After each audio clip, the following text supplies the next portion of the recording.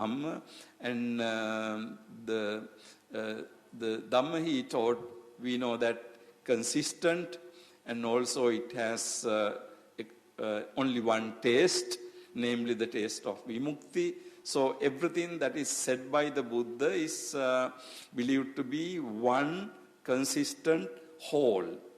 So looking from that point of view, we can say that how can we talk about intellectual history of Buddhism? Because Buddha taught it completely and Dhamma is consistent. How can we talk about it? Now, this question we can always ask from traditional point of view. However, when we look at the modern Buddhist studies,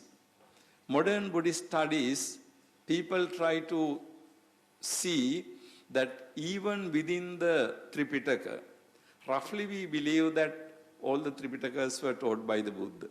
But when we go into detail, we know that as academic group of people who study the word of the Buddha or the Tripitaka academically, we know that everything was not said by the Buddha. We know discourses were said by the Buddha, but even in the discourses, we know that not all the discourses, not everything that is included in the discourses is not really said by the Buddha, in the sense it is not the word of the Buddha, in proper sense, like, coming from the mouth of the Buddha. And even in the Vinaya, we know that Vinaya is a compilation. Vinaya has been put together. Now, the last book of Vinaya, Parivara Pali, you know that it was compiled in ancient Sri Lanka, Anuradhapura. So the Vinaya Pitaka was completed really in Sri Lanka. But then basic Vinaya and the Vinaya rules and the Patimokkha were there. But all the other commentaries that is within the Vinaya Pitaka itself, added to the Vinaya Pitaka. And also in the Vinaya Pitaka, we know that in the Chullavagga there are two chapters. One is Pancha Satikakhandaka, which talks about the first Sanghayana, and the Satta Satikakhandaka, which talks about the second Sanghayana. So the second Sanghayana took place after 100 years of Parinirvana of the Buddha, right? So we can see that Vinaya Pitaka has developed gradually, has been added and edited, by. And so therefore, in that sense, we can talk about the evolution and the development of the Tripitaka. Okay? And then particularly when we try to understand the modern studies of Buddhism, we know that modern scholars talk about early aspects of Buddhism and the late aspects of Buddhism. I'm not saying that we have to accept all these things said by the modern scholars, but on the other hand, we will have to pay attention to them. Like, some scholars talk about early parts of Digha Nikaya, later parts of Digha Nikaya. And early parts of Majjhima Nikaya, later parts of Majjhima Nikaya. Early parts of Sanyutta, later parts of Sanyutta. But how are we going to really decide these things? Because usually in our conception of the word of the Buddha, we don't think there is something called early and later, right? But on the other hand, the scholars seem to think that there are certain things early, there are certain things later, okay? So what they say is not really according to doesn't go along with the tradition. Now what should we do about this? Like we are studying Buddhism not only as academic people who are just studying Buddhism to get a degree. We are studying Buddhism also as the religion we follow, right? So in other words, we are studying religion as, something quite close to our life. Now, if that is the situation, then how are we going to do this? Should we really accept that there are certain stages in the development of the word of the Buddha? Or we should not. Now, the important thing is this. If we don't accept, we must have good reasons to reject it. Now, although we get the tradition to us, we simply cannot say that, okay, this is our tradition, therefore we don't believe in what you say. That is not a good answer. Although it is our tradition, we have to have good reasons to show to them, look, what you say is wrong. In other words, what I'm saying is, we really need to have, develop certain tools and ideas to critically look at these, whatever the modern scholars.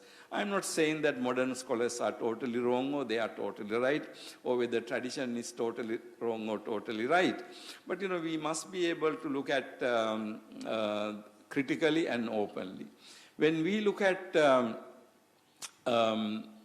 word of the Buddha as an historical phenomenon, something has developed through the history, we can talk about this concept of intellectual history of Buddhist ideas. Buddha taught certain things, Buddha taught the Dhamma, and then within 100 years, we know that there were different ways of understanding the Dhamma within 100 years. So, that is something we need to keep in our mind. Now, there were so many interpretations about the Dhamma. It is very interesting.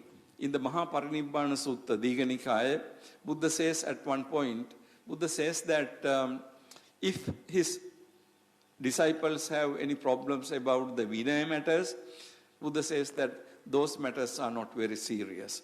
But if the disciples have any disagreements about the Dhamma, Buddha says that is very serious. However, when we look at the Buddhist history, we see something very interesting. In fact, the disciples do not seem to have had much debate about Vinaya. Now, today we have discovered about 8 or 9 different Vinaya traditions. Sarvastivada, Mula Sarvastivada, Dharmaguptika, Theravada, and so on. Now, when you look at those Vinaya traditions, you can see that Parajika and Sanghadisesa are quite all similar in all traditions.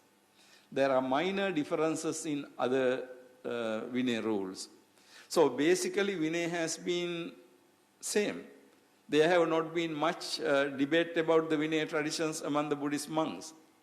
However, we know that by the second Sanghayana, 100 years, there have been, we talk about 18 different Nikayas, 18 different sects.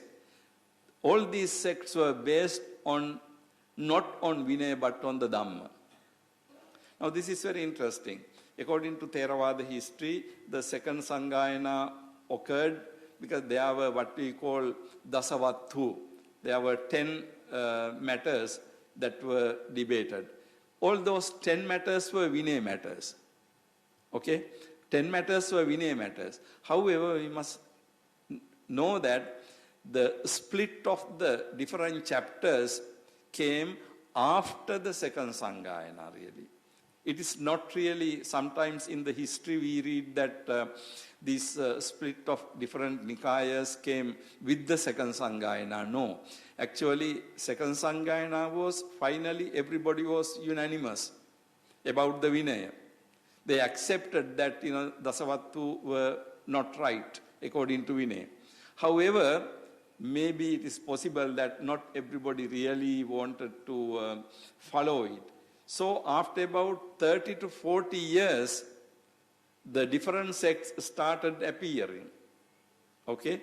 So therefore, although second Sanghayana, according to Theravada history, was executed due to these 10 Vinaya matters, actually the Nikayas, chapters, 18 chapters came not on Vinaya matters, but on the Dhamma matters.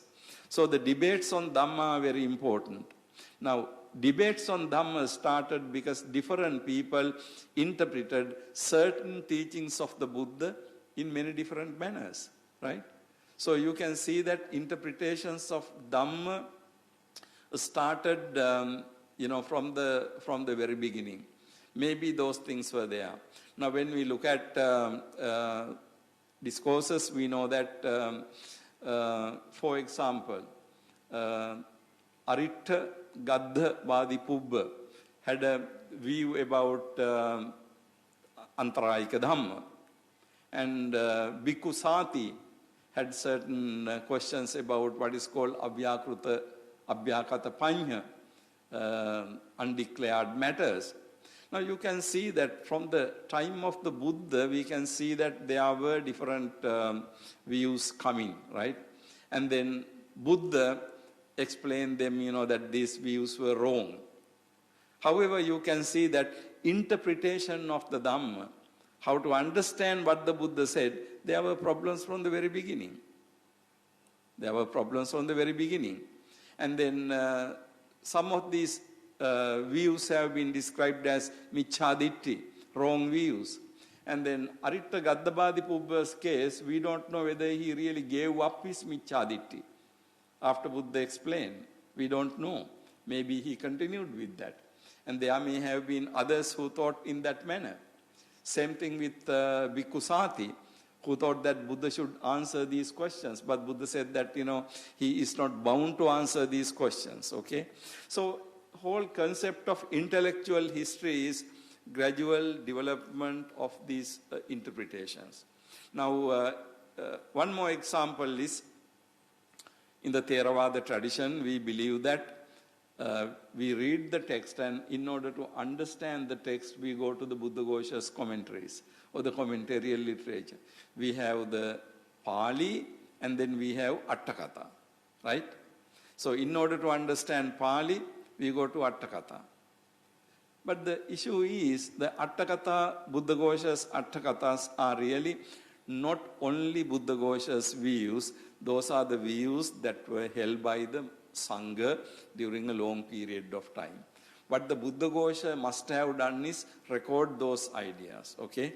So therefore those ideas are not merely of Buddha Ghosha, but those are the interpretation tradition that continued through the teachers, and then subsequently it was transmitted to Sri Lanka, and then in the 5th century Buddha Ghosha came from India and he studied these things and he translated these things into Pali. So we have commentaries. Now traditionally we look at the sutta and then we go to the commentary. And if we don't understand the commentary, we go to from Atthakatha we go to the Tika. From Tika we go to the Anutika, and so on.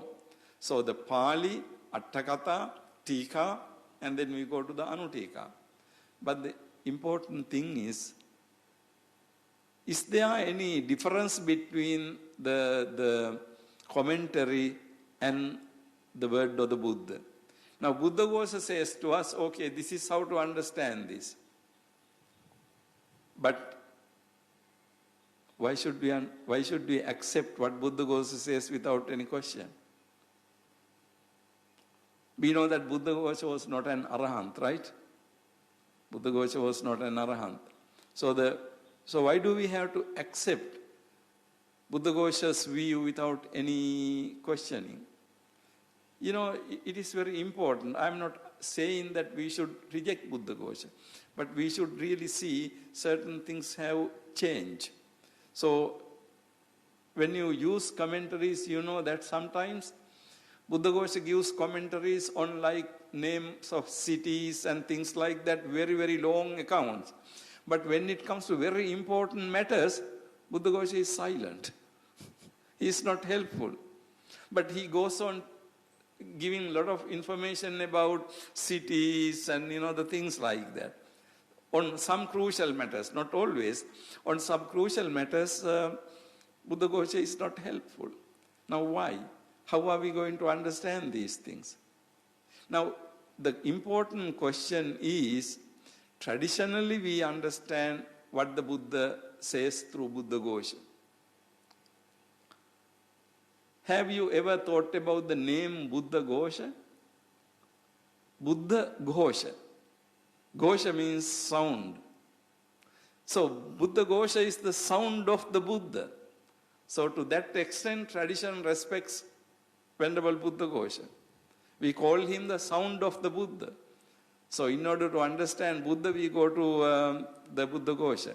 But there can be certain issues because Buddha Ghosha was writing, of course, the Buddhist tradition that existed among the Buddhist teachers, but Buddha Ghosha lived 1,000 years after the Buddha.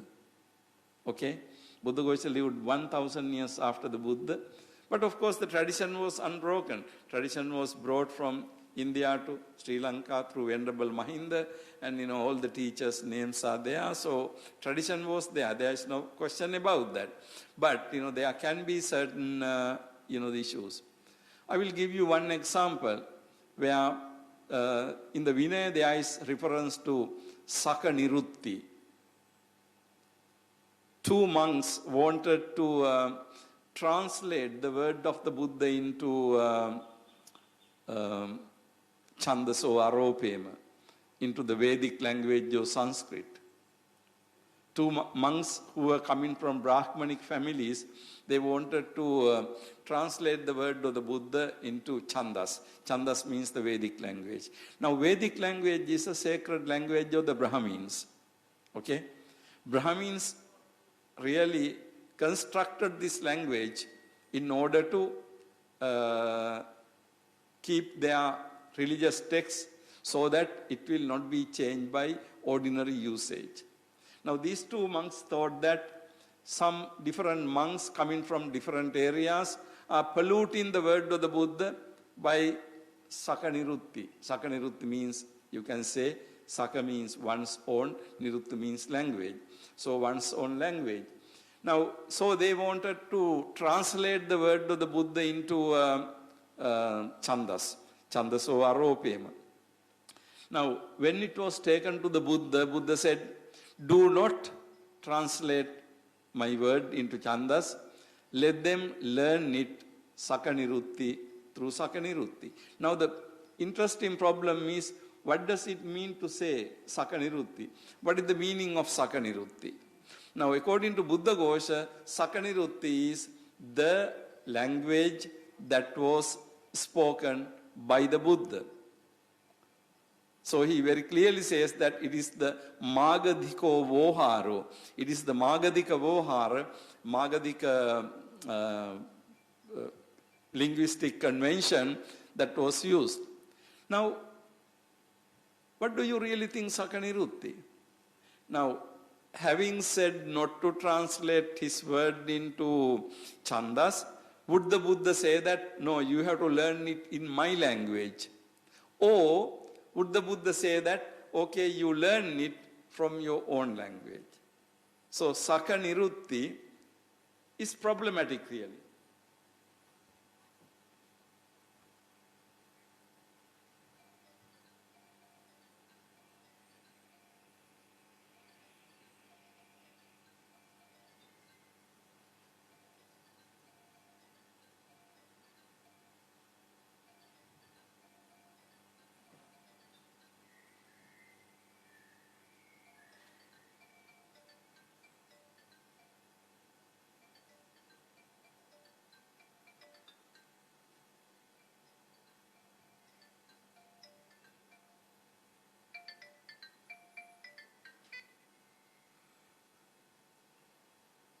Sorry for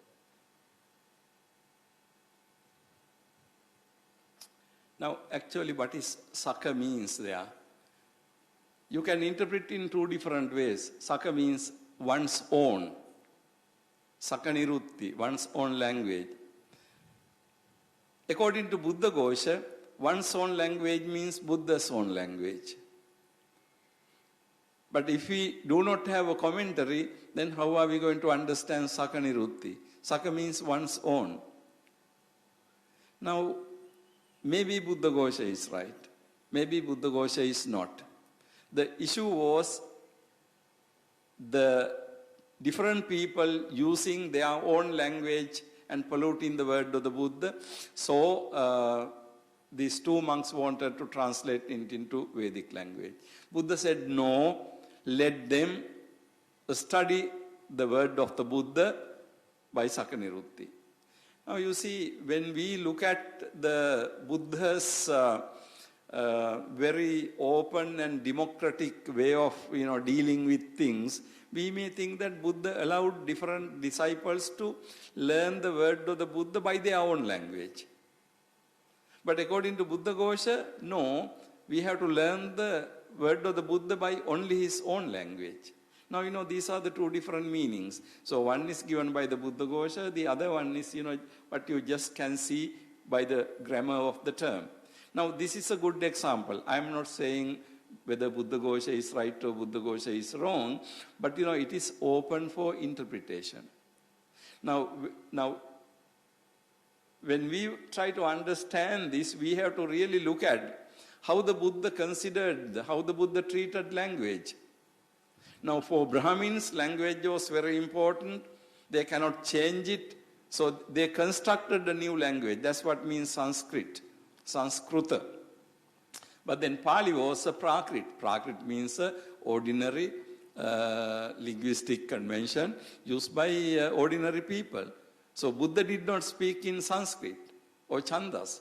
Not that he did not know it, but simply Buddha did not want to study it, teach in a language which is only understandable by very elite Brahmins. Buddha's Dhamma was for all the four groups of people. So you can understand that, Buddha was very liberal about it. But then, do you think that Buddha would say that, no, learn my Dhamma only in my language? Or learn the Dhamma in your language. So Sakanirutti can be my own language or your own language. Now you can see that, this is open for interpretation. But traditionally we accept what the Buddha Ghosha says. But again, what I am saying is, I am not saying that we must not accept what Buddha Ghosha says. What I am saying is, we must really critically think about it, okay? Having done that, if we still think that Buddha Ghosha is the most acceptable interpretation, we accept it. There is no problem about that. Anyhow, the whole point is that when you talk about the teaching of the Buddha, we can talk about the intellectual history of Buddhism.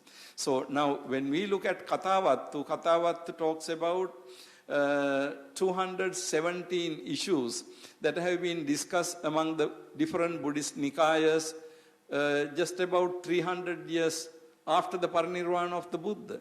Kathavattu was written about 300 years after the parinirvana of the Buddha. So we can see what are the ideas developed, what are the interpretations that were developed. So in that sense, you can see that Kathavattu is a very valuable text if you are interested in the intellectual history and the development of Buddhist ideas.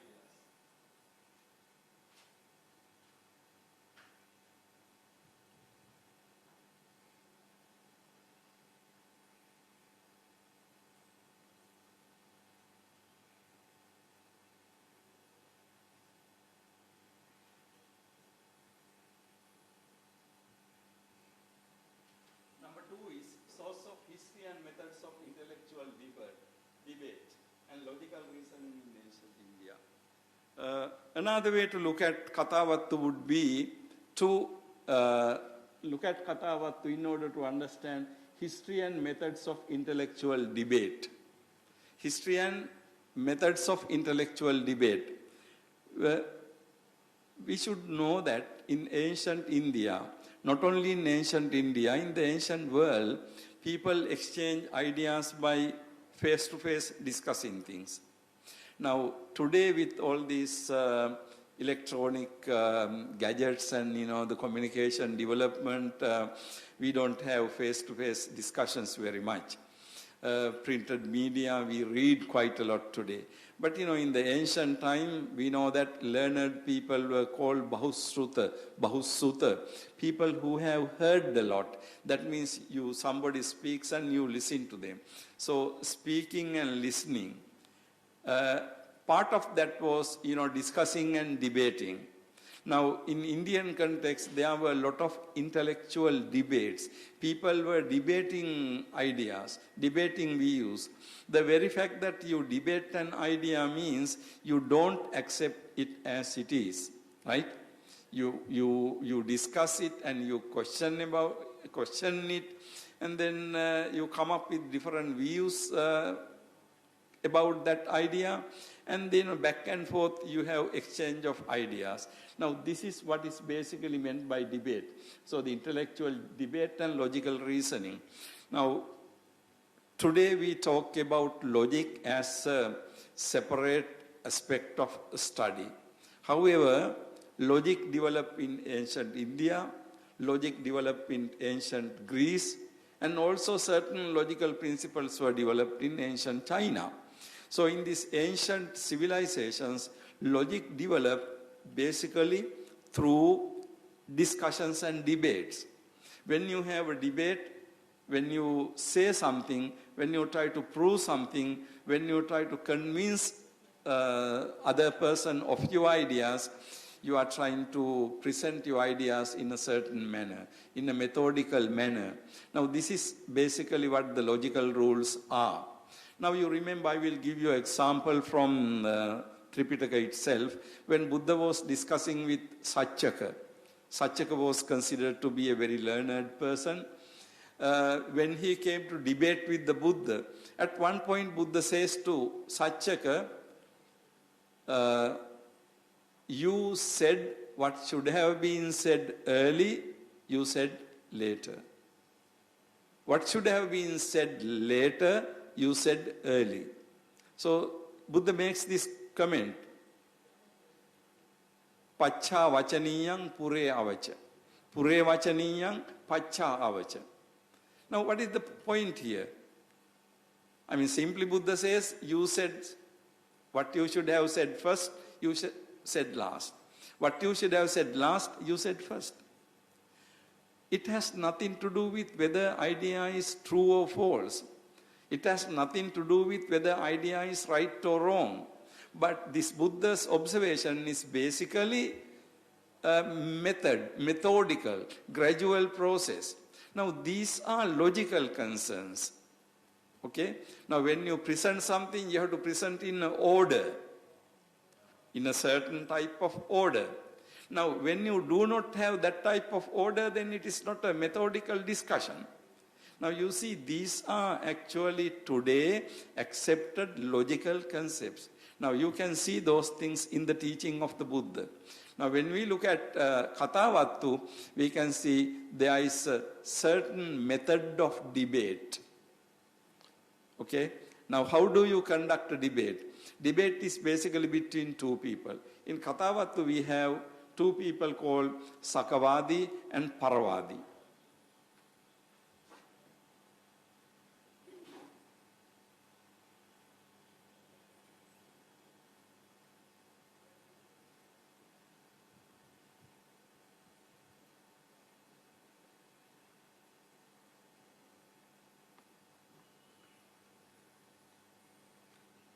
These are the two people debating. Saka means Swakiya, that means one's own person.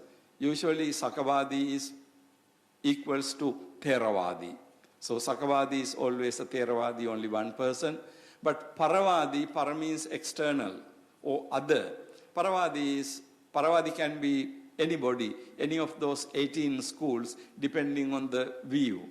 So the Paravadi. So this debate is between Sakavadi and Paravadi.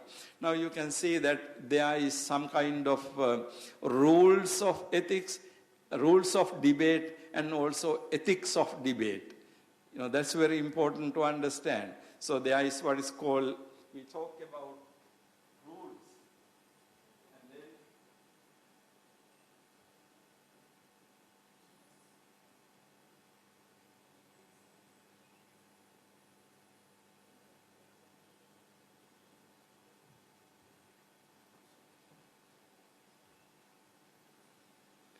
so we have rules to follow when we are doing a debate, and also ethics, what is good and what is bad about it, how to address a person, how to talk to a person. So this ethics is very important, how to treat the other person. So you can see that when we look at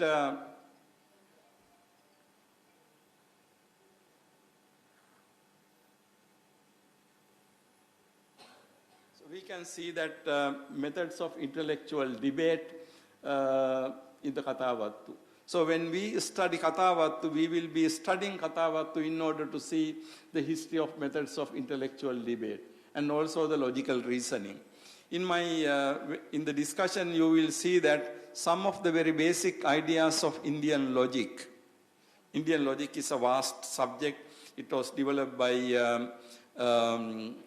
Hindu, that means Brahmana logicians, was called Nyaya, and subsequently it was also developed by Buddhist logicians like Dinnaga, Dharmakirti and others. So when you look at the Indian logical traditions, you can see some of the very basic ideas emerging in Kathavattu discussion. And the third is source for the history of Indian Buddhism and the Buddhist Sangha. Now, if we are studying history of Indian Buddhism and the history of Indian Buddhist Sangha, again, Kathavattu is a very interesting and important thing. It provides a lot of information about various factions of Sangha, various Nikayas and their views, where they were spread, and so on and so forth. So what I'm trying to show you here is, when we look at the Kathavattu text has multiple significance. It is not only one, okay? So you can view Kathavattu from many different points of view. Finally, I mentioned here source for Indian religion and philosophy in general. Now, if you are interested in Indian philosophy and Indian religion, Kathavattu provides a lot of information again. I mean, Kathavattu provides information about Buddhism, but of course, Buddhism is a part of Indian religion. Buddhism is a part of Indian philosophy. So you can see that Kathavattu provides a lot of information. Now, when you look at these four different things, you can see that you can study Kathavattu from many different points of views. And also you can see what are the matters that were debated by ancient disciples of the Buddha. Okay? Now, what are the matters that were debated? And what are the reasons they gave?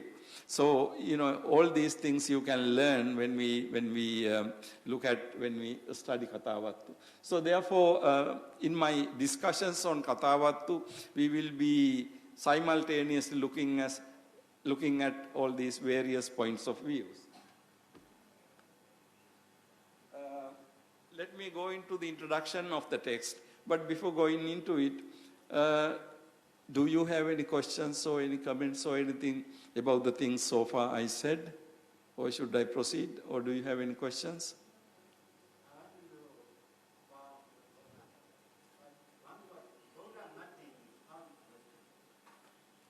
Say it again, Reverend. Yeah.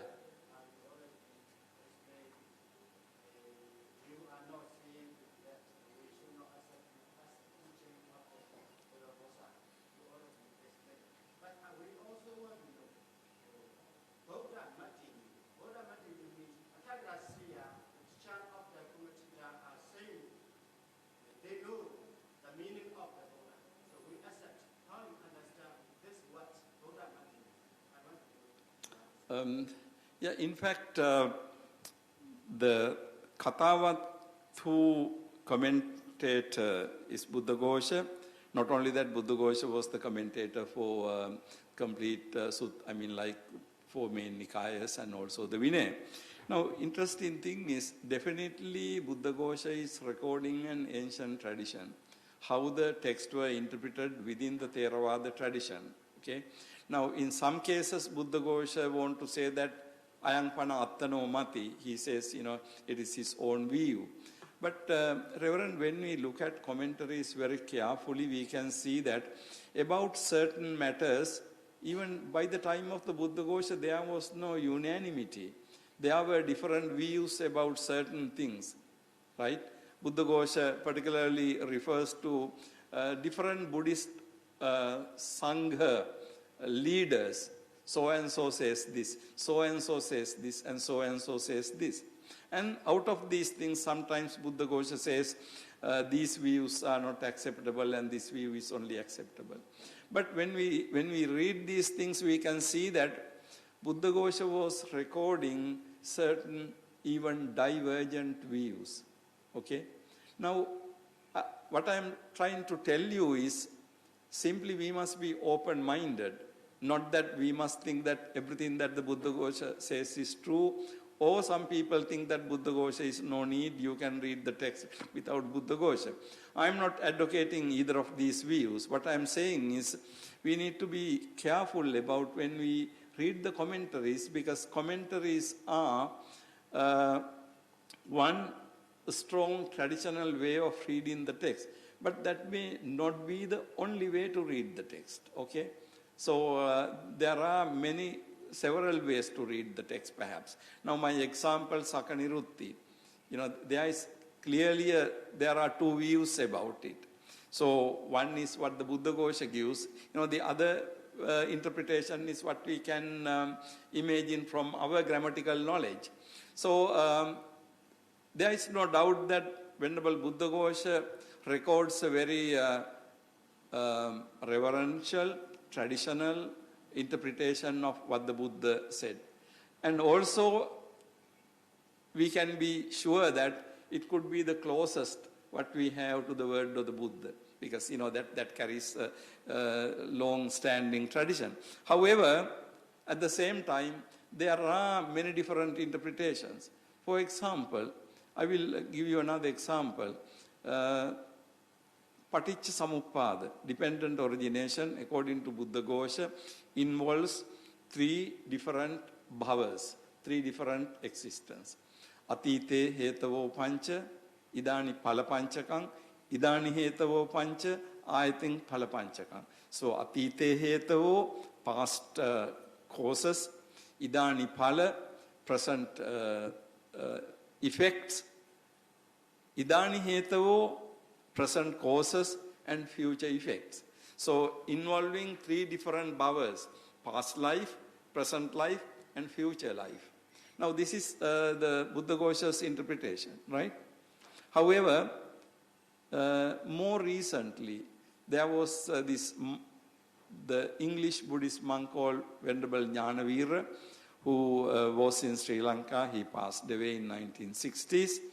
He gave a new interpretation. He said that no, Paticcasamuppada involves not three bhavas, but the Paticcasamuppada involves only the present bhava. So the entire Paticcasamuppada process is happening within this life itself. Now, these are two different views. On the one hand, we have Buddha Ghosha view, and then also we have another view. Now, when you look at very carefully, actually, you can see that when Buddha talks about Paticcasamuppada, Buddha talks about this life.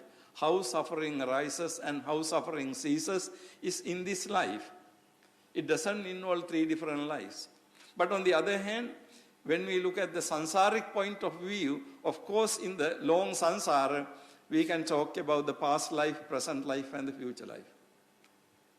That is Buddha Ghosha's interpretation. So you can see that Buddha Ghosha's interpretation, I am not saying wrong, but this Venerable Jnanavira's interpretation gives a different dimension to it, because ultimately we have to understand the Paticcasamuppada process as something involving in the present life. Otherwise, you cannot become an arahant. Okay? Now, if you think that it involves present life, past life, present life, and future life, you will not be able to understand Paticcasamuppada. Now, if you take avidya, paccaya, sankhara, and so on, it has to be understood as something happening right now within this life. Now, you see there are two different interpretations. Now, when I look at it, my personal view is, I think Venerable Buddha Ghosha is right when you look at the samsaric point of view. And Venerable Jnanavira's interpretation is also right when you look at it from the realization point of view, because you realize Paticcasamuppada only in this life. So looking from two different points of view, we can say that Paticcasamuppada can be viewed in two different points of view. So one is Buddha Ghosha's point of view. The other one is, any sutta you read you can see that Patissamuppada process has been understood as, something taking place. Avidya is happening in this life itself, right? Avidya, Sankara, Vijnana, Namarupa, Salayatana, Tanha, Upadana, Bhava, Jati, Jara, Marana. Now this is happening right now. Now suffering arises at this moment. So therefore, that interpretation is also very interesting. So therefore, what I am saying is, Venerable, not that whether Buddha Ghosha is right or wrong, but what I am saying is, there are certain very clear issues. We can see that Buddha Ghosha was not very sure about it. Buddha Ghosha records many different views. Then, we will have to exercise our own Dhamma knowledge also to understand it. That's what I'm saying here. So in other words, not to accept the commentarial tradition without any question. You can question. Of course, having question, you will be accepting the same thing. That's fine. But having critically examined it. Okay. That's what I meant by that. Any other? Yes, Venerable?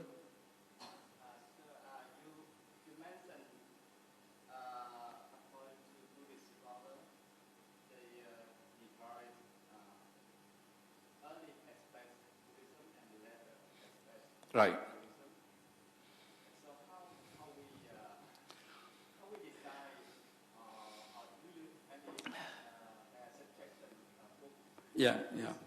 In fact, Venerable, when the modern scholars do this, that exercise is not without problems, really, because now, for example, when people talk about early and later in Majjhima Nikaya, early and later in Sanyutta Nikaya, they use sometimes the linguistic, language-related facts, occurrence of certain terms, not occurrence of certain terms. So they say that based on these things, you can say that these are early suttas and these are later suttas. But personally, I have a problem with this interpretation, because now if we believe that Buddha realized the Buddhahood and then Buddha had the understanding, then for 45 years Buddha taught that Dhamma. Of course, Buddha taught the Dhamma to different people. So he changed the way of presentation according to his listeners. But the Dhamma is the same. Dhamma is the same. So Dhamma appears different depending on the person who was listening to the Buddha. Now, usually you know that Buddha started with what is called Anupubbi Katha, right? Anupubbi Katha means you start from Dana, Sila, and goes on to the. But also we know that Buddha did not start Anupubbi Katha with everybody, right? There were some people. Now, if you look at what the Buddha said to the Bahya Daruchirya, did the Buddha talk about Anupubbi Katha to Bahya Daruchirya? No. Buddha just said something like very, very advanced in Ditte, Dittamattam, Bhavisasi, and so on. So, a person coming to Buddhist philosophy new will think that, what is this? Buddha is saying so many things. How can this be? But if you know the philosophy in and out, then you can see ultimately what the Buddha says has direct relevance to the realization. Now, this is why the tradition says that Dhamma has one taste, namely the taste of liberation. Vimutti rasa. Eka raso, one taste. Vimutti raso, taste of liberation. Now, this is the criterion given in the Buddhist tradition in order to judge whether something was said by the Buddha or not. Okay?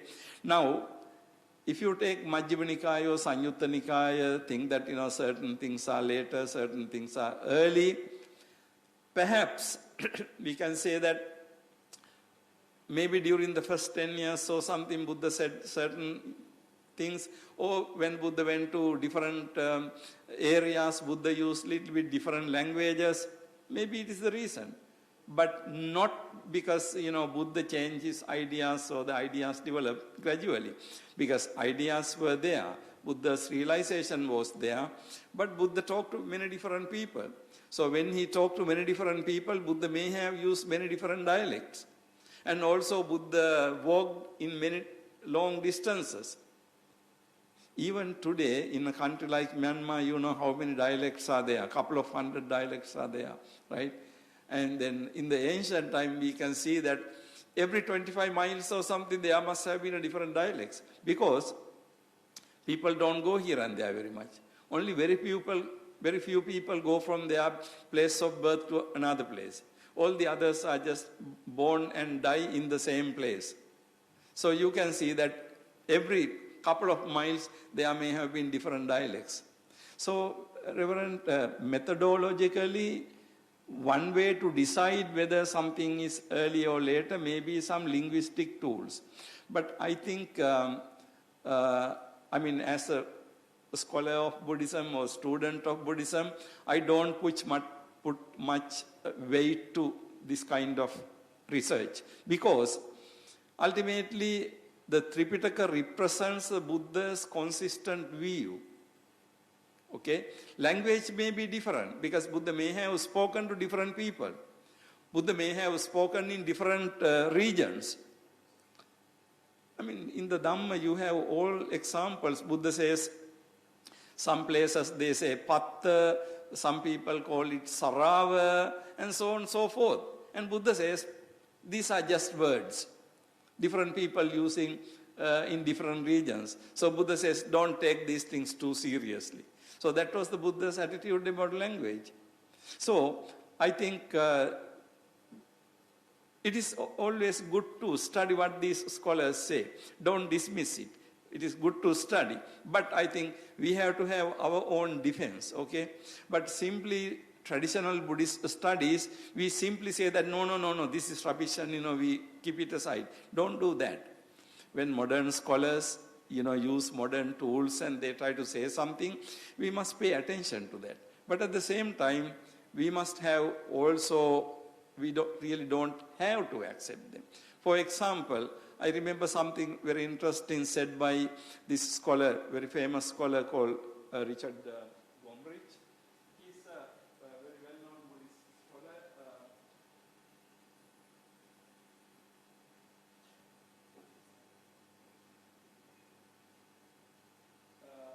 He's the professor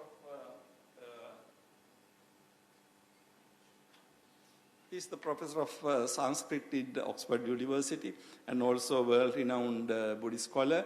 He wrote many books of Theravada Buddhism. One of his books is Theravada Buddhism from Ancient Benares to Modern Colombo. That is one of his title of his book.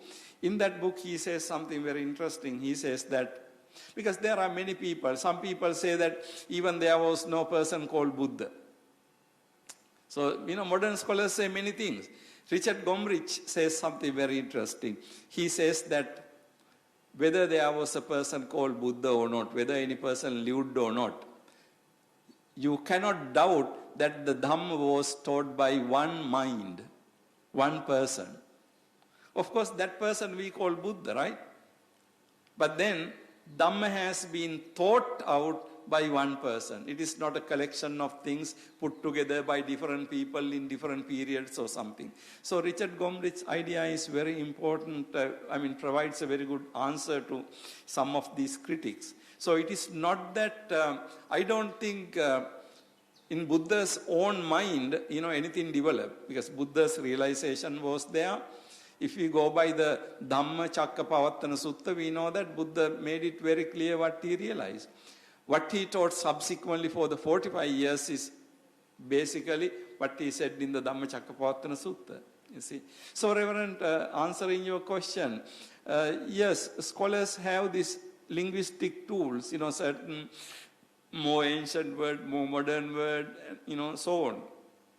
And also about the Pali language. Pali language, we usually traditionally believe that Pali language is the language used by the Buddha. And the modern scholars do not accept it. Modern scholars do not accept it. Because what we have is, at least if you go by the history, the present version of the Tripitaka was written in towards the end of the just before the beginning of the Christian era, end of 1st century BCE in Sri Lanka, it was committed into writing. up to that point it was kept in the memory. So at least from that point of view, so what was written down was, on the one hand, we believe that, that was what is memorized. But scholars say that, this particular dialect belongs to, the certain areas and so on. So there are lots of views. I think in the traditional Buddhist studies, we need to pay attention to these modern Buddhist studies. And we must not dismiss them without reason, but we must develop. If we really think that, now in my own research, what I have said is, okay, maybe Pali is not exactly what the Buddha said, the language, but we cannot deny that Pali is the closest we have to what the Buddha said, right?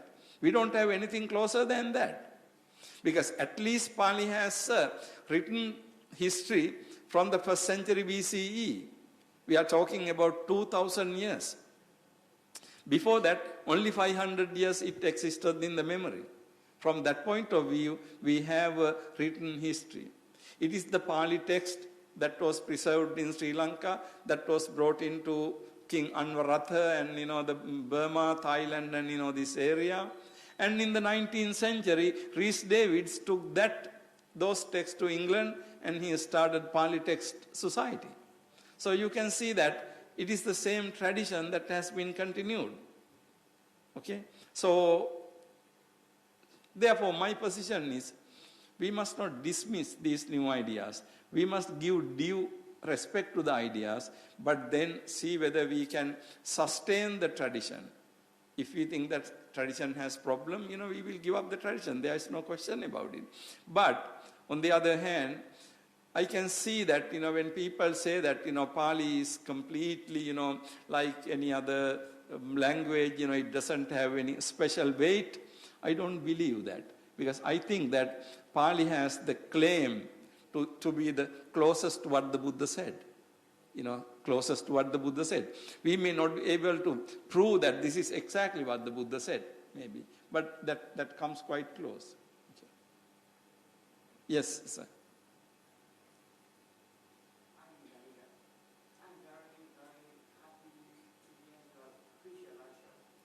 Thank you. Mm-hmm. Pardon me? Okay.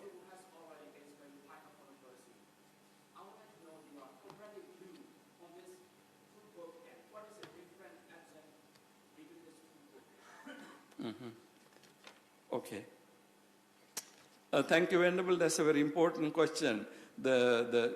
The relationship and also the difference between Milinda Panya and Katavattu. I will not give you a detailed answer now because I will be looking at this in the course of the lectures, okay? But because you asked the question, in fact, the connection is very important. Because when you look at Milinda Panya, you can see that it was originally a question and answer between Venerable Nagasena, a Buddhist monk, and also king. Now, the Milinda Panya, as we have today, is a gradually developed work. It was not originally of this size, okay? Because Milinda Panya also appears as the Nagasena Bhikshu Sutra in the other literature in the Sanskrit language also. So, this is not only a Theravada text. Original text was not only Theravada, it may have happened at a period when, all these traditions were not there within the Buddhist tradition. So the Nagasena Bhikshu Sutra is the Sanskrit version of that Milinda Panya. But today what we have in Pali is, things have been added to it. However, important correction is, on the one hand, in the Milinda Panya, you can see certain influences of Greek intellectual debate and discussion. Okay? Now, in the Katavattu, you can see the Indian development of those things. Now, in that sense, both texts can be actually debating manuals, like teaching Buddhist monks and disciples how to answer the question. Now, for example, if you look at Milinda Panya, there are so many questions. Those questions, we may also have raised those questions, right? We ourselves have those questions. Now, do you want to think that, one king had all these questions in his mind? No. Actually, all the questions that you could raise about Buddhism were put together and answered.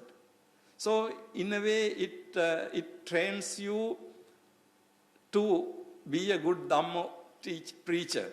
So, if somebody asks questions, okay, answer is here. The question has been raised and answered. So in that sense, you can see that Milinda Panya is a kind of manual to the Dhammadesakas, Dhamma preachers. And Kathavattu also. Kathavattu is really repeating the same form of argument again and again in order to draw a point. So when we read the text, I will be reading some parts of the text with you, you will see that same argument, same form of argument has been given again and again and again. Now why? If it is a matter of just understanding, you don't need that many examples. But Kathavattu can be also understood as a manual teaching how to raise questions and how to answer questions. Okay, so Venerable, I think I will not give a longer answer, but in the course of our discussions in this class, we will see more connections. At some point, I am planning to make a longer comparison between the two texts. Okay, thank you. Okay, I think we will move on because I want to...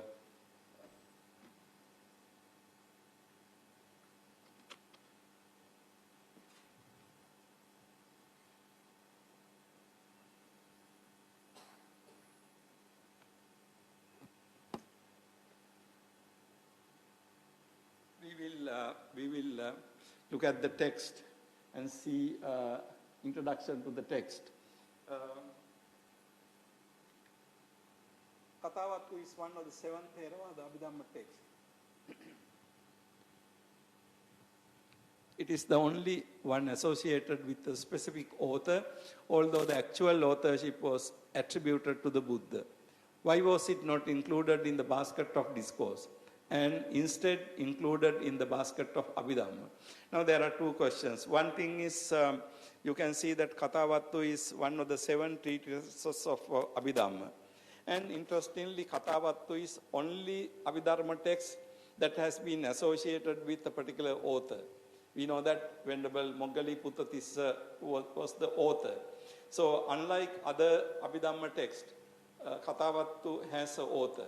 Now, in the Theravada tradition, although Moggaliputta Tissa Thera has been identified as the author, actual authorship is attributed to the Buddha. Now, I will discuss a little bit about it with you right after this. But another interesting question is, why was it not included in the basket of discourse, Sutta Pitaka, instead of included in the basket of Abhidhamma? Now, one can see that the content of Kathavattu is more related to the discourses, because all the questions that are discussed in Kathavattu are related to the Dhamma. And you will notice that there is no one single question about Vinaya. So Kathavattu doesn't debate Vinaya. No Vinaya debates, no Vinaya questions. All the questions are about Dhamma. Now, if all the questions are about Dhamma, why was it not included in the Sutta Pitaka? Why was it included in the Abhidhamma Pitaka? Now, that's an important question for you to think. Why was it included in the Abhidhamma, not in the Sutta Pitaka? I have some kind of answer to that question, but I'm not going to tell you it right away. But I will like to see what you think about it, why it was not included in the Sutta Pitaka.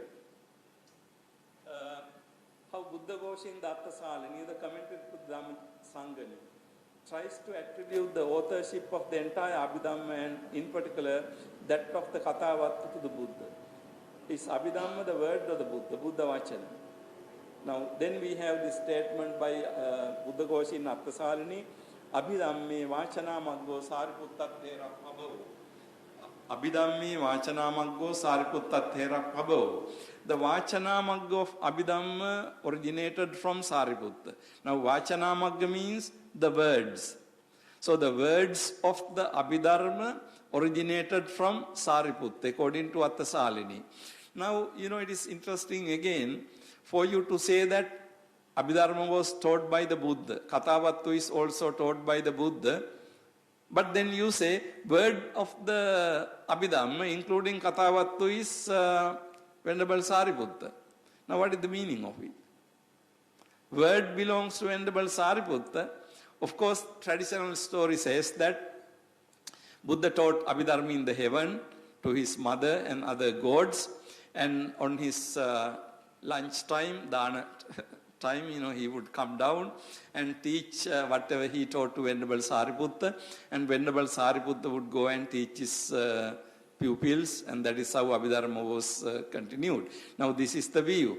Now, so therefore, we can see that we can argue that, okay, although the words came from Sariputta, actually words came from the Buddha to Sariputta, Venerable Sariputta. So we can say that, no, the words are really of the Buddha. But then why Buddha Ghosha says that words are of Venerable Sariputta? Vachana Maggo Sariputta Tera Pabho.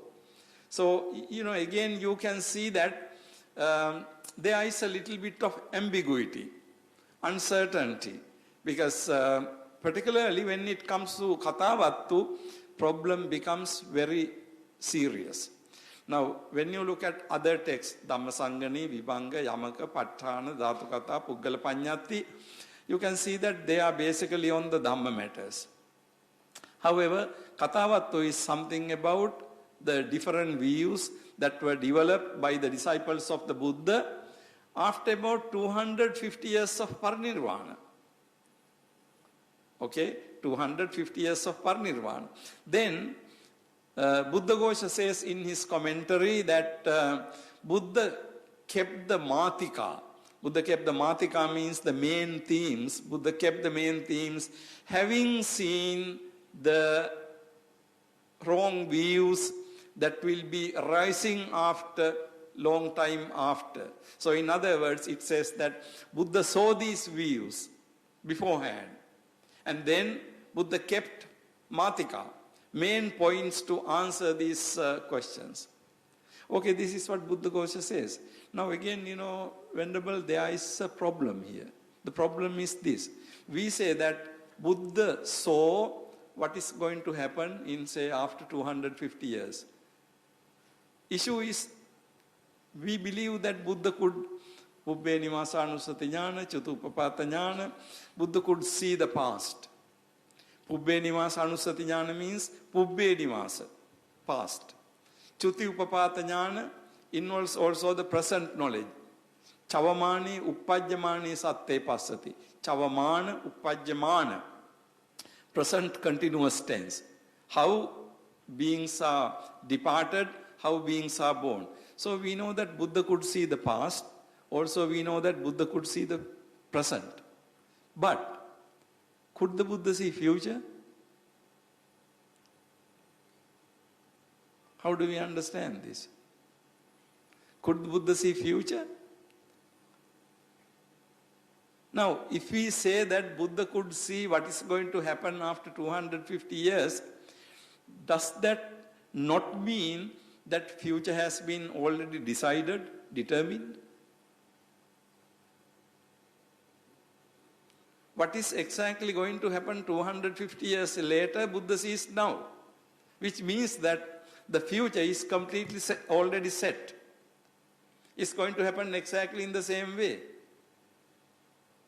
Is that in accordance with Buddhist philosophy? Is future determined?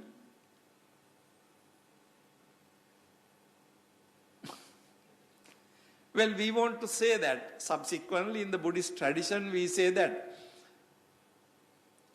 Samanta Chakku has been described as Natassa addhitta midatti kinchi. There is nothing not as seen by the Buddha. Atho avinyata ajanitabang. There's nothing that Buddha cannot know. Sabbang abhinyasi yadatti neyang. Buddha knew everything that has to be known. Tathagato tena samanta chakku. The Tathagata is therefore samanta chakku. Now, tradition believes that Buddha is omniscient, Sabbanyū, Buddha could see past, present and future. However, when you look at philosophically, it is against the teaching of the Buddha if we say that future is completely determined. What the Buddha could do is, what the Buddha did do was to make a statement about future based on the Pratitya Samutpada, Paticca. Now in the Anguttara Nikaya, you have seen statement Buddha making, Yatabhatang Nikitto Evang Niraye, right? You remember? Buddha says, Yatabhatang Nikitto Evang Niraye. Buddha says that this person will be falling into Niraya. As if you are dropping something, you brought something on your back, you are dropping. Now, you can say that that's also future. Isn't it? That's also future. But if you carefully look at it, you can see that that is not merely future. What the Buddha says is, if this person behaves like this, he will be born in the hell. Apaya. Of course, it also says that if this person doesn't behave in this manner, then he will not be born. So we have certain things about future, Buddha said. But if you examine carefully, you can see that those things have been said by the Buddha based on the causal conditions. Paticca Samuppada. If you behave in this manner, this will happen. If you do not behave in this manner, this will not happen. So you can see that, Buddha has made predictions. Now we make predictions. So there is no problem of making predictions about future. Because if certain conditions available, then certain things will happen. However, for you to say that this will happen in future is problematic. Okay? So for the Buddha to say that Buddha saw these things and Buddha kept Matikas, you can see that Buddha Ghosha wanted to promote the idea that the author of Abhidhamma is the Buddha. Okay?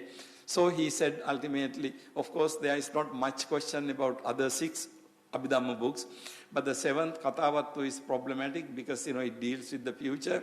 So Buddha Ghosha made this statement. But by making this statement, I think Buddha Ghosha gets into some kind of trouble because, you attribute in some kind of determined futuristic knowledge to the Buddha.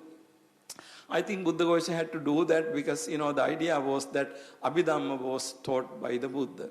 Now, when we are studying Abhidhamma, of course, I know that this country has a very strong tradition of Abhidhamma study.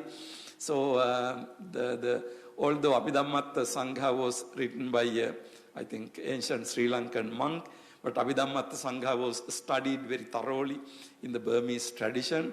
So, Abhidhamma studies are very strong in this country. However, when we say that Abhidhamma was taught by the Buddha, I think according to my understanding, if you ask my answer to that, I would say both yes and no. If you ask whether Abhidhamma is taught by the Buddha, my answer will be yes and also no.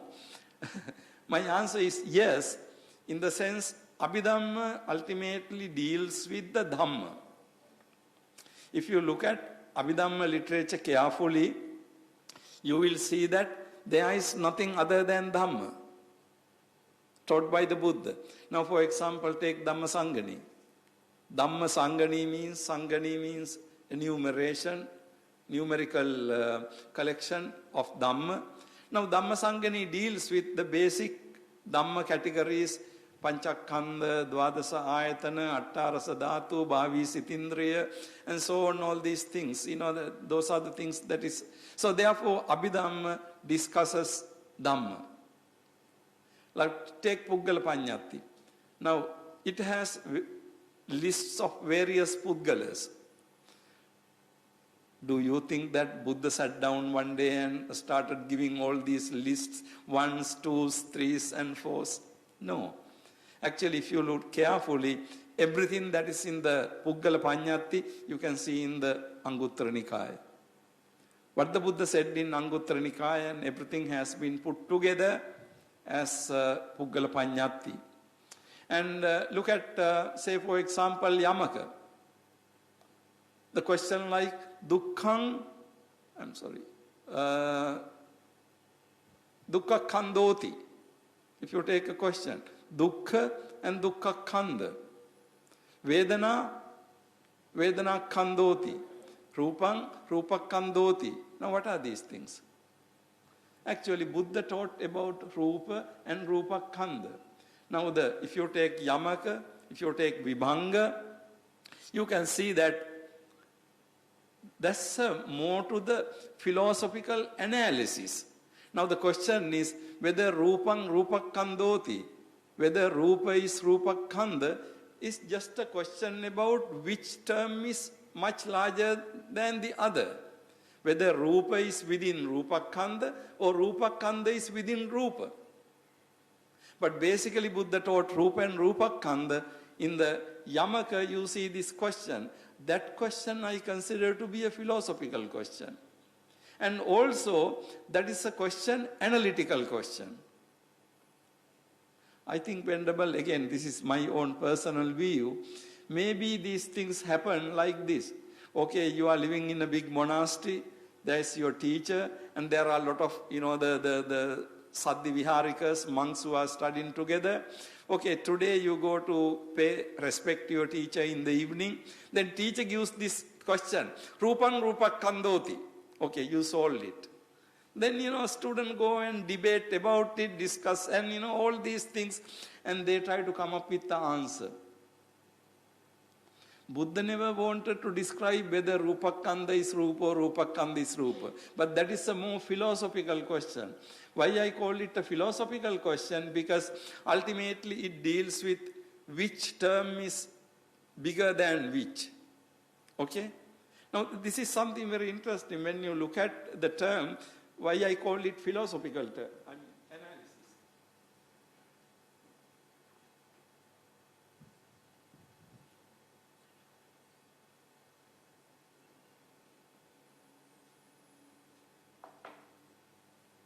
So the question is,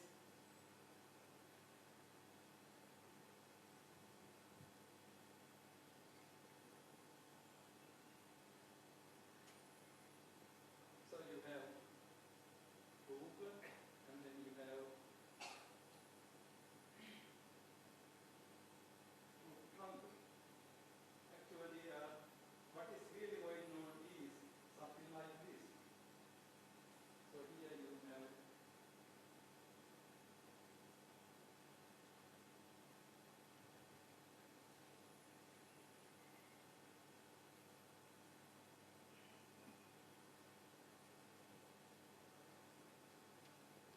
you have Rupa Khanda as larger concept.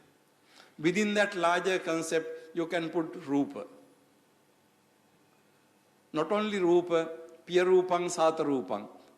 That also comes within Rupa Khanda. So you can see that larger concept is Rupa Khanda. And then smaller concept is Rupa. Or in other words, it could be larger concept is Rupa, Rupa Khanda is one. So it could be, but basically what you take is larger concept and the smaller concept. So ultimately you can see that there is a conceptual analysis here. I will give you a more mundane example for you to see this point. Now look at this. We can say this larger concept is motor vehicle. Within this you have Toyota, you have Volkswagen, you have Mercedes, you have Nissan, and all these things. So larger concept is motor vehicle.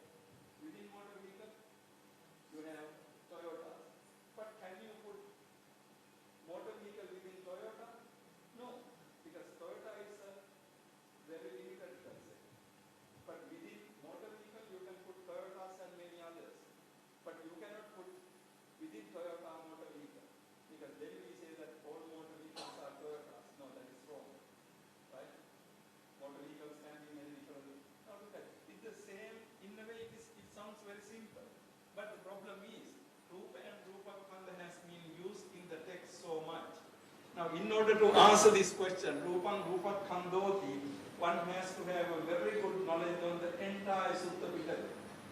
Every place where Buddha discusses Rupa and Rupa Khanda, you must be aware. So I think this developed maybe in a big monastery like this. Okay, your teacher gives this question in the evening, and then you go to your rooms and you debate. You say this, you say this, and somebody says, no, look at that sutta. No, look at this sutta. And then finally you come up with the answer, and coming in the next day you come and tell your teacher what the answer is. So, Abhidhamma may have developed, this only how I think, may have developed through these discussions. A lot of Dhamma discussions. But basically, Abhidhamma is the word of the Buddha, because all these things are the things said by the Buddha. Now, in that sense, I would consider Abhidhamma is the teaching of the Buddha. So, now the answer in the question whether Abhidhamma is the teaching of the Buddha, I will say, because Abhidhamma deals with what the Buddha said. However, on the other hand, did the Buddha exactly teach these 7 books as they are? No. These 7 books have been compiled by others. Maybe it took long time to compile. But I think in the Theravada tradition, if we accepted that Abhidhamma books were compiled by others, Buddhist teachers, we would have had the rich tradition of authors. But today, unfortunately, we do not know who put P A TT ḥāṇa together. No name. We do not know who put Puggala Paññatti together. No name. Why? Because we say that everything is said by the Buddha. So we don't talk about the authors. But actually, these things were compiled by groups of Buddhist monks, arahants. But we don't have their names. Simply because we want to say that this was said by the Buddha. So we don't mention the name. It's true, Abhidhamma deals with what the Buddha said. So in that sense, it is word of the Buddha. But Abhidhamma as a pakarana, this word pakarana, prakarana means later books really. So some people put these books together. Anyhow, that is how I think. But I know that this is different from traditional view. I think we have to admit that. So when we say Abhidhamma, actually Abhidhamma, the very term means Dhamma about Dhamma. In the Buddhist tradition, we have 2 terms. 2 terms are, one term is Abhi, Vinaya, the other one is Abhidhamma.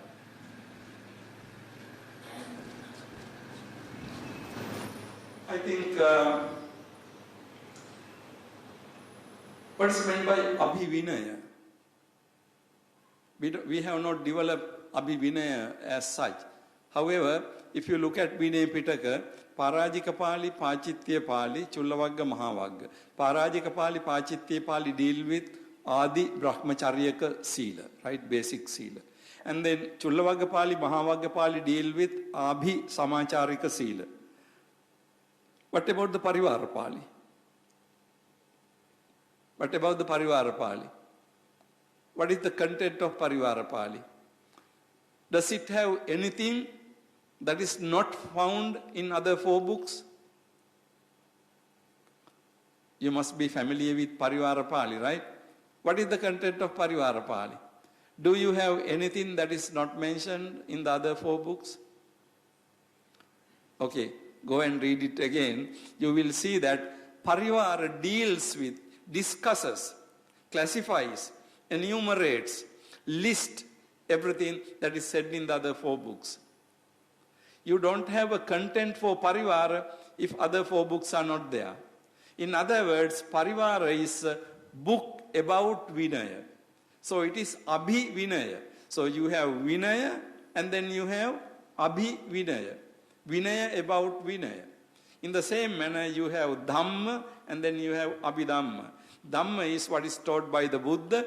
Abhidhamma is the discussion, listing, explaining, enumerating, organizing, categorizing what the Buddha said. Now, For example, look at Dhamma Sangani. Dhamma Sangani is a collection of everything, all the Dhamma, the groups of dharmas taught by the Buddha. So you can see that Abhidhamma is, in that sense, of course, the word of the Buddha. It is not beyond the word of the Buddha. It deals with what the Buddha said. However, Vachana Maggo Sariputta Tera Pabho. So the words, literature, what we read today is not what the Buddha said. I mean, the words are not of the Buddha. The book was compiled by, the Arahants. Maybe it may have taken, who knows, some years. But so therefore here is an interesting case. We have on the one hand tradition, which want us to believe that Abhidharma was included in the first Sanghayana. But first Sanghayana, there is no place to put Abhidhamma. Even Kuddaka Nikaya was not there.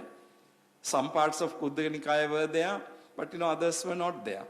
So Abhidharma was not there, because Abhidharma developed. But Abhidharma may have started developing during the time of the Buddha, because interestingly, it is being attributed to the Venerable Sariputta. Venerable Sariputta is considered to be his pupils are considered to be the very intelligent group of people. So Abhidhamma may have started, but then it may have completed subsequently. So therefore, Kathavattu, when we say that Buddha saw the future and Buddha kept the Matikas, that kind of gives a problem. Because problem is then we accept that future is completely determined. Future may not be completely determined. Certain things can be determined. If you commit an anantarya papa karma, then you will be born in the apaya. That is, because you did this, condition on this, you will be born. But it is not that you can't predict that so and so will be doing anantarya karma before he is doing it. That will be difficult. So anyhow, these are some of the matters when we think about the Kathavattupakarana authorship.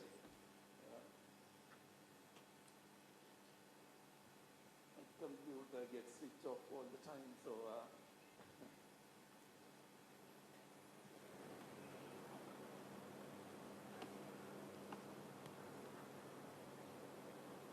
Implications of attributing the authorship of Abhidhamma to the Buddha, loss of the names of the actual authors of these Pakaranas, loss of the history of compilation of Pali text, underplaying the debate aspect of the work, Kassapanayang, Puccha Kassapanayang,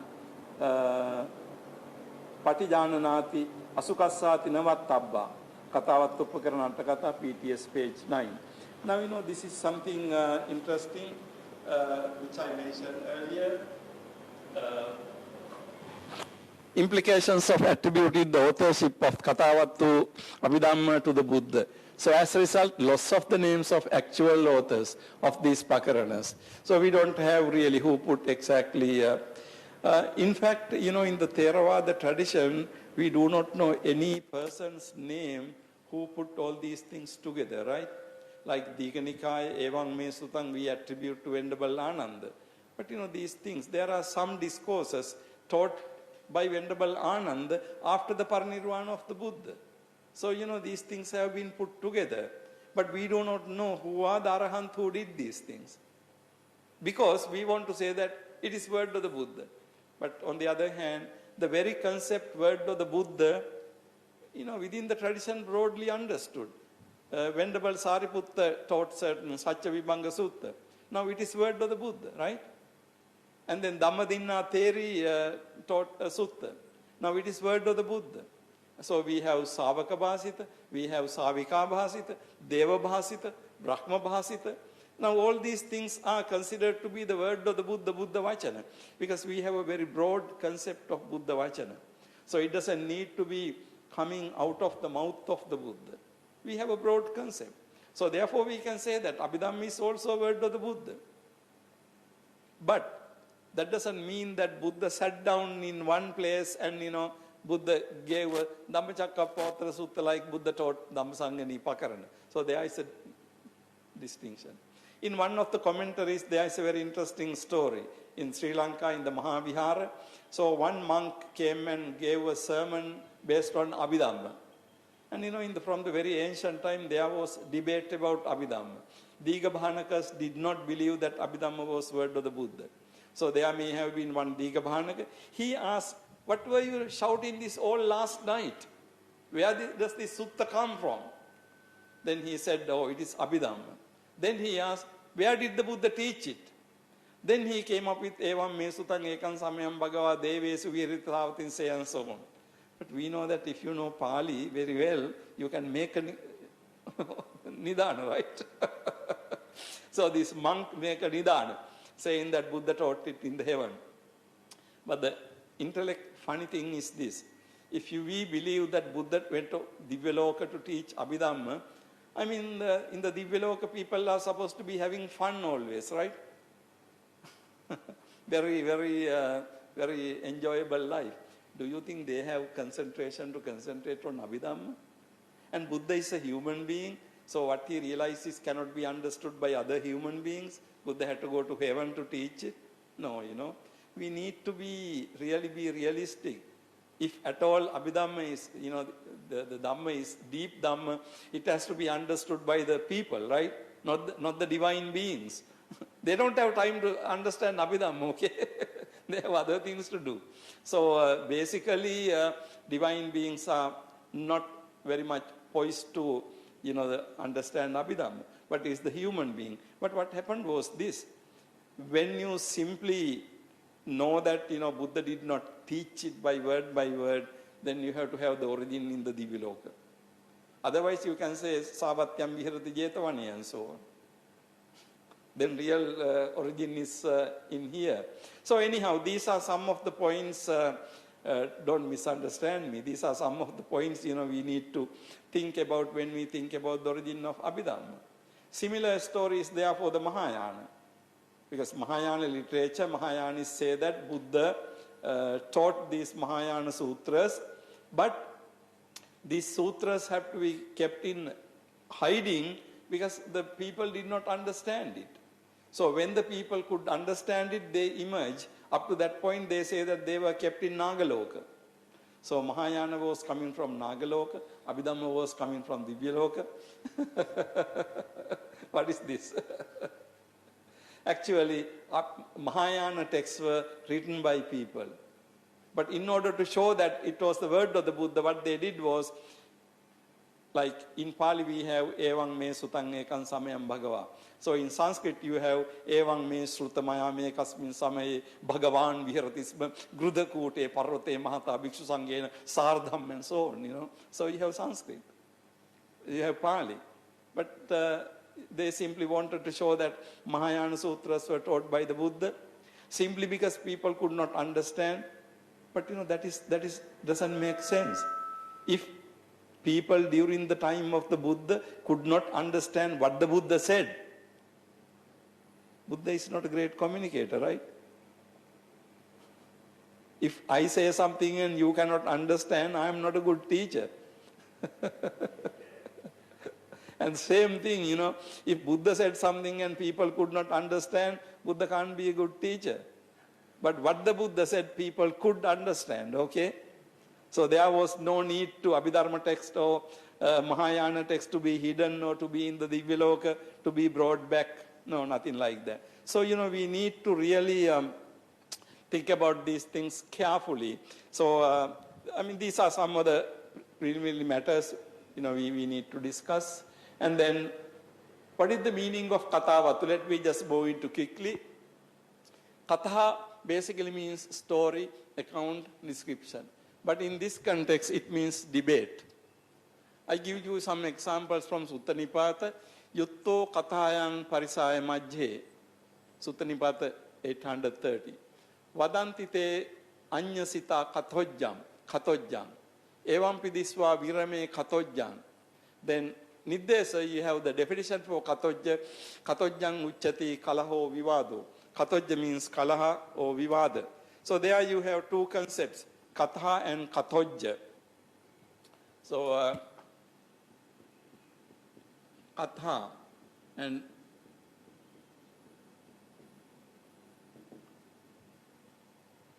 katojja. basically katha means story or discussion. However, here the meaning is more to the discussion, katha.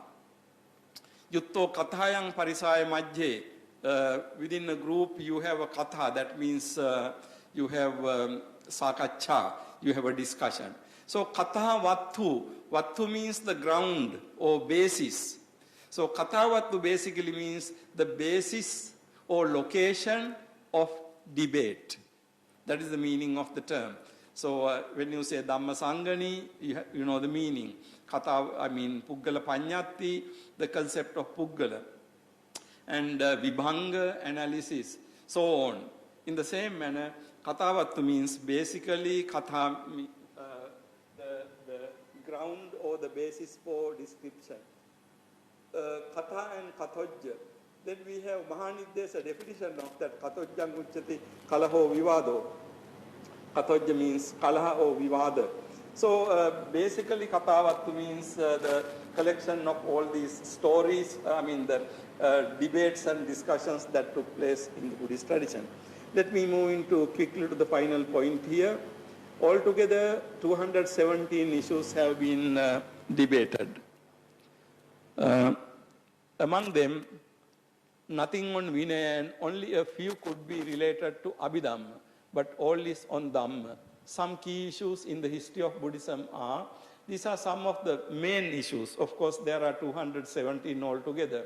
But certain very important issues are Puggala Katha, which we can call personalism, Sabbha Matti Katha, the view that everything exists through all three times, is realism, Vohara Katha, Manusaloka Katha and so on, what we call the transcendentalism, whether Buddha was a transcendental person or not, and Parihani Katha, status of an Arahant, Anupubbhabhisamaya Katha, gradual realization, Antarabhava Katha, intermediate existence, and so on.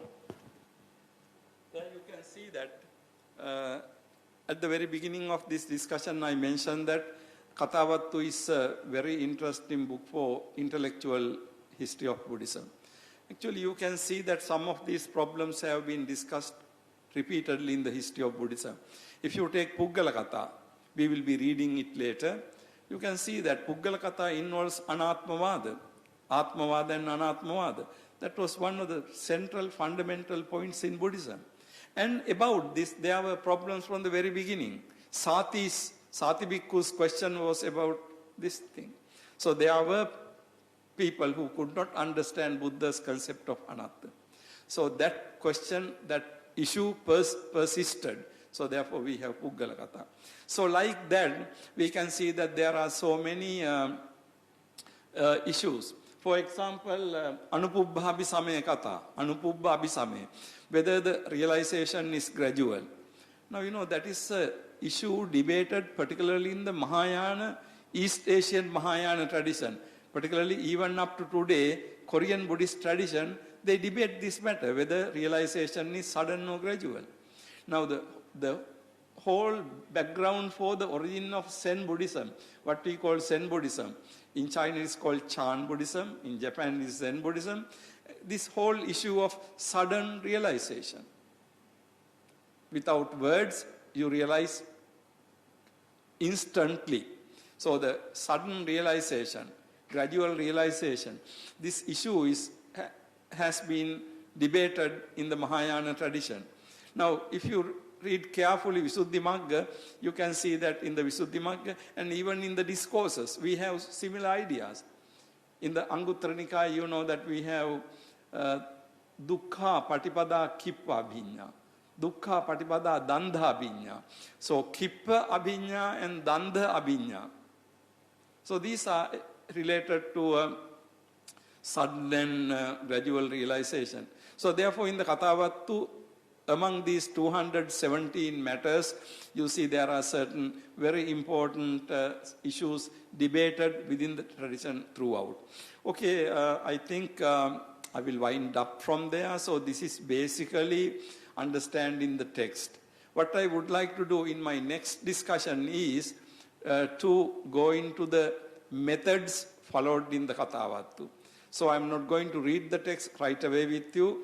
First, we will understand the different methods and the logical methods followed in the Kathavattu. And having done that, then we will move into the text, okay? All right, so before winding up, do you have any questions or comments about the things I said so far?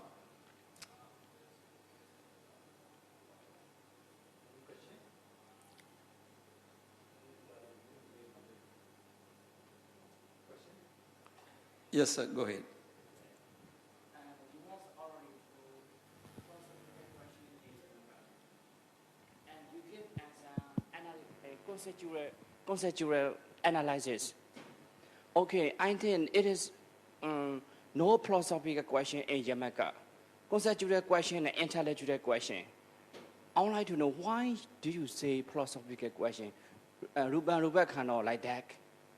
It is not philosophy. It is a conceptual question. Okay. I think thank you for the question. I think it is a difference between, I think, language.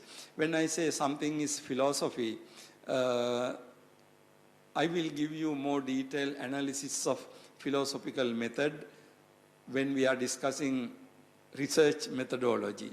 Then we will see what the philosophical question is. So perhaps this afternoon or maybe after we will discuss in detail. But because you raised this question, Venerable, what I mean by philosophical question is, in our understanding of what philosophy is, basically what we do is, one very important thing we do in philosophy is some kind of conceptual analysis. We analyze the concept. Now, analyzing concepts is, as you said, okay, it is a part of the Dhamma too, right? But, analyzing concept is also a part of knowing the limits of the language you are using, knowing the limits of the concept you are using. Now, in philosophy, basically, this is one of the main things we are doing. So that is why this is called a philosophical question, okay?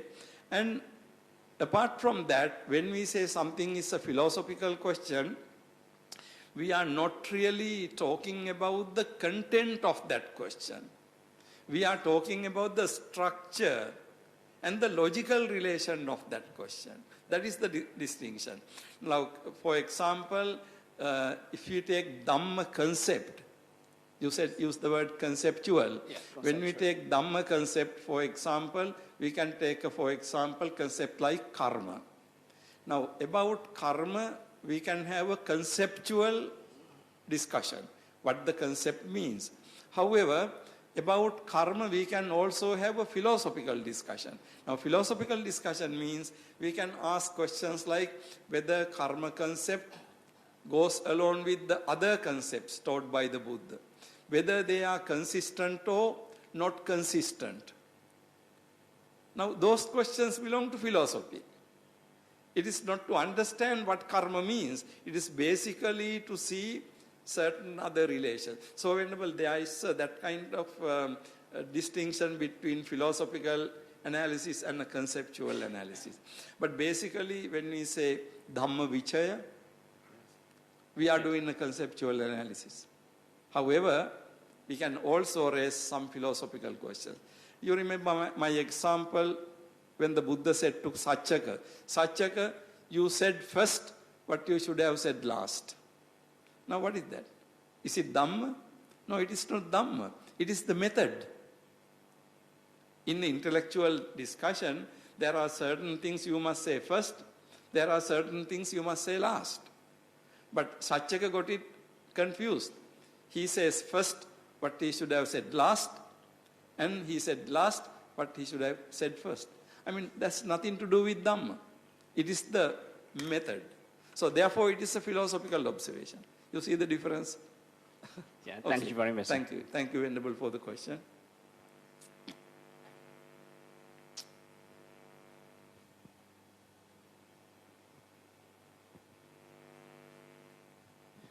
No worry about question. All right, I'm going to get a tough question. So we do believe like that the Dhamma was expounded by the Buddha. But sometimes the Buddha expounded the Dhamma to ordinary people in ordinary way, because to make those audience understand in an easy way.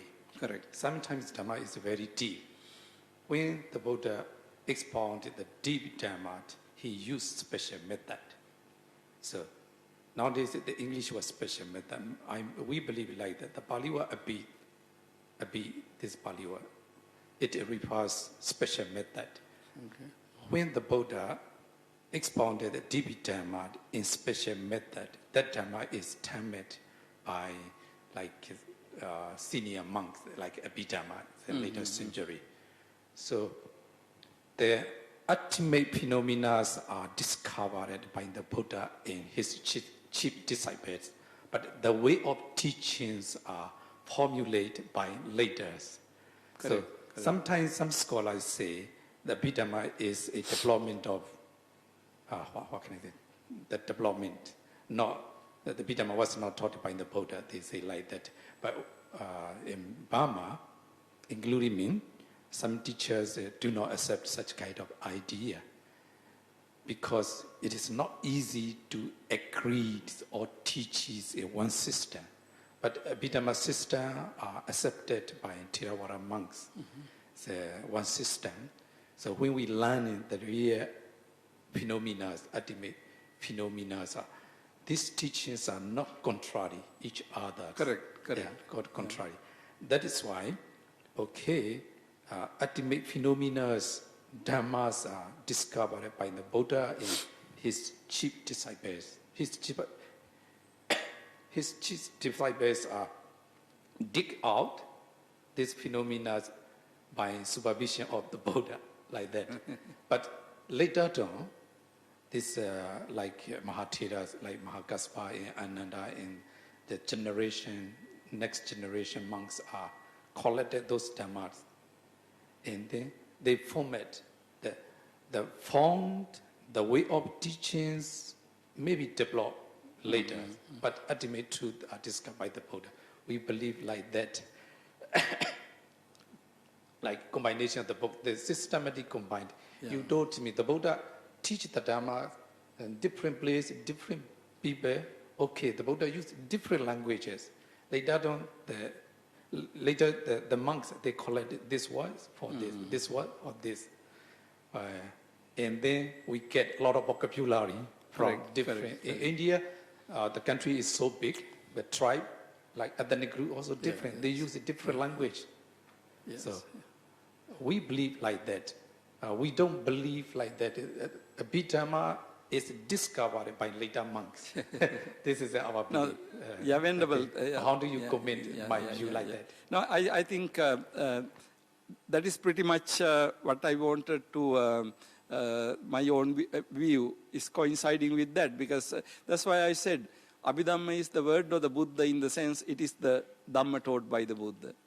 So, but the way of describing and the words we are using, the text we are having, maybe those were compiled by subsequently. But the philosophy, basic ideas belong to the Buddha. So, in that sense, it is the word of the Buddha. I will give you a modern example. Suppose the Buddhist monk go and preach the Dhamma. In a Theravada tradition, we don't call it that Buddhist monk's Dhamma. We don't call it like that. We call it the Buddha's Dhamma taught by that particular monk. Now I see this distinction again, this is not a criticism, but particularly in the Mahayana tradition, very often even in the English advertisements and notices, I see that so and so gives so and so's Dhamma, this teaches Dhamma, that teaches Dhamma. But I think that is not correct, because you are teaching Buddha's Dhamma. So long as you are teaching Buddha's Dhamma, it is not your Dhamma.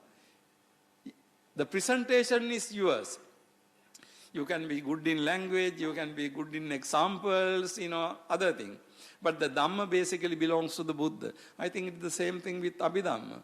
Abhidhamma is the Dhamma taught by the Buddha. However, it was presented, it was like if you take Pa Thana, you know that Pa Thana has never been completely written, because it will take millions of pages to write. But then basic idea has been taught by the Buddha. And also we know that all the 24 pachas you don't find in one place in the teaching of the Buddha. But 24 pachas can be derived from different places. So that part was done by the monks. But the Hetupachayo and so on, taught by the Buddha. So I think, yeah, so basically my position is very, similar to yours, because I think that Abhidhamma, yes and no. Abhidhamma is the teaching of the Buddha. But on the other hand, the text we find today may be compilation subsequently. Yeah. Okay.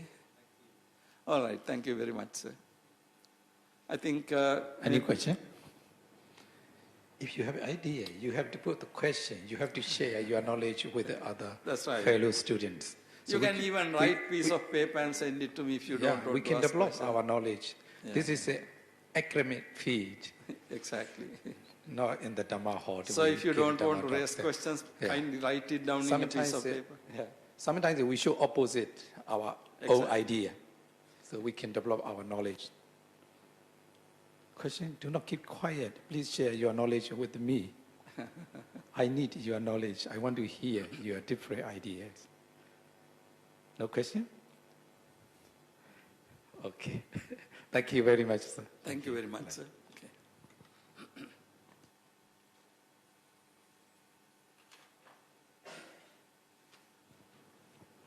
ကဲအကုန်လုံးထားရင်ငါတို့ဖြေရလေးဆိုအောင်